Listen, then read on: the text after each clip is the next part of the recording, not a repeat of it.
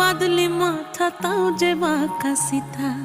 মেদিনীপুরে রায়না চিরন বাঁকুড়ার ওই ফিতা, আর যতন করে বাঁধলি মাথা তাও যে বাঁকা সিথা।